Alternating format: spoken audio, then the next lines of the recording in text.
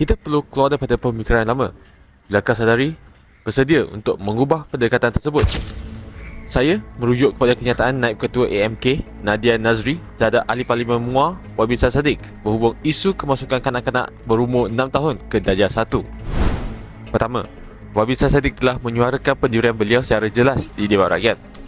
Beliau bersetuju bahawa kanak-kanak berumur 6 tahun boleh memasuki darjah 1. Namun, kebimbangan utama beliau adalah keperluan ujian diagnostik yang dijadikan penentu kemasukan. Ujian seperti ini berisiko memberi tekanan emosi kepada kanak-kanak dan boleh disalah tafsir sebagai kegagalan awal.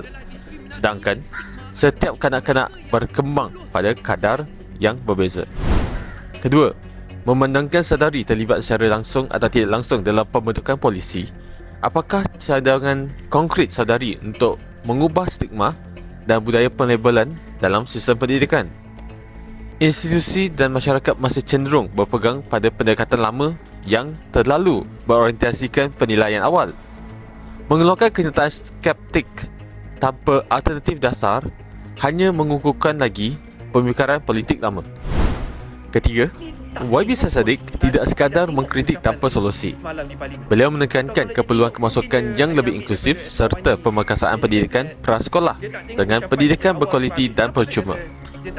Antara cadangan utama ialah penglibatan ibu bapa secara aktif melalui panduan yang jelas mengenai tahap kesediaan anak dan sokongan berterusan di rumah. Pendekatan ini selari dengan amalan pendidikan awal kanak-kanak yang menekankan pembangunan holistik bukan sekadar prestasi akademik awal. Kesimpulannya, dasar pendidikan perlu diubah supaya lebih inklusif kepada kanak-kanak dengan sokongan padu daripada semua lapisan masyarakat dan bukan lagi bergantung pada pendekatan lama.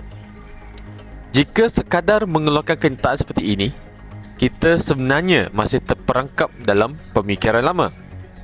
Fokus sebenar adalah menambahbaikkan sesuatu dasar dan bukan retorik semata-mata.